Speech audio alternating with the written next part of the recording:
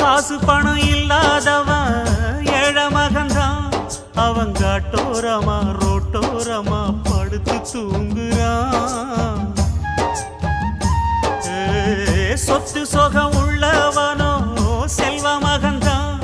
அவன் பஞ்சு மெத்த போட்டிருந்தும் முழிச்சு ஏங்குறான்.